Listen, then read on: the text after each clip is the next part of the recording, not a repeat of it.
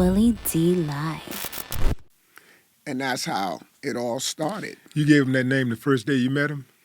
I gave him that name after I heard him rhyme. Okay, after, yeah, right. After I heard him Yeah. rhyme, I said, this guy's style is so different than, most people's style that I heard. And then he came from London and, when he connected, and then his family is from Jamaica. He's from Jamaica. So we kind of got into this whole vibe and started hanging out and started working together.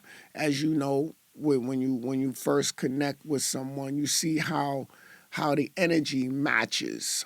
And, from there, because I was already in motion, I took money that I was making. First, I started putting them on shows with me. And when I started putting them on shows with me, we did Lodi Dodi a year or two before it ever came out. So when people hear it on record, we were already doing that at shows. And there's a part 2 to Lodi Dodi that we never let out. We would do it live, but we didn't do it because he said a joke about Vanessa Williams and we didn't want to disrespect her. You know what I'm saying? So we pulled it back. Now, cats don't care about disrespecting nobody on the record. You know what I mean? But we felt like, nah, we're not going to go there. Vanessa Williams is still Vanessa Williams. We appreciate her.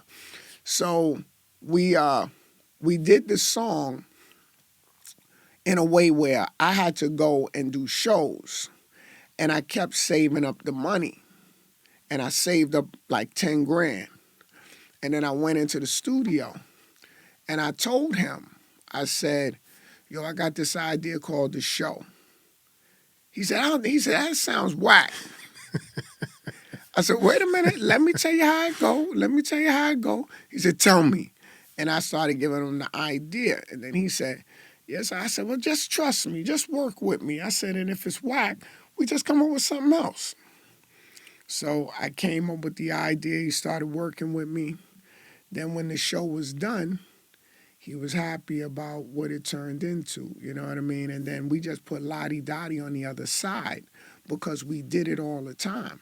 And actually, my manager at the time, he said, what's that thing that y'all do? Because all the kids are talking about it in school.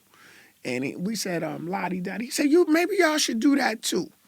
And we did it, and boom. And then when we let it out,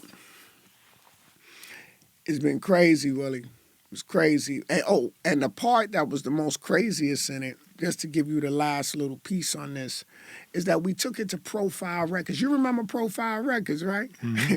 And Profile Records was the mecca at that time on hip hop because they had Run DMC. Yeah, Dana Dane, Run right, DMC. Right, yeah. Right. So what happened is I took it to them, and they said, nah, this record is garbage, man.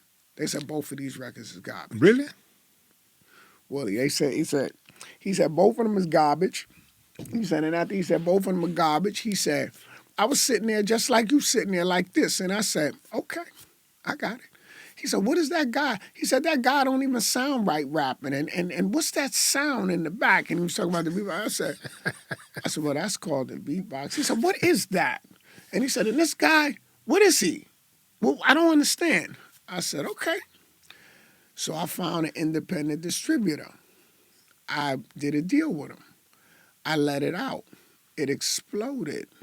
He seen me in the Roxy, the owner of Profile seen me in the Roxy when the record was playing on fire, super fire.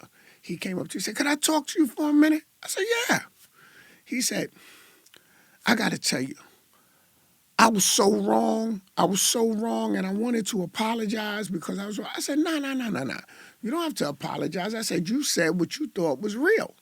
I said, I respect what you thought was real. I said, you were wrong about what you thought it was. I said, but I respect that you told me what you really felt.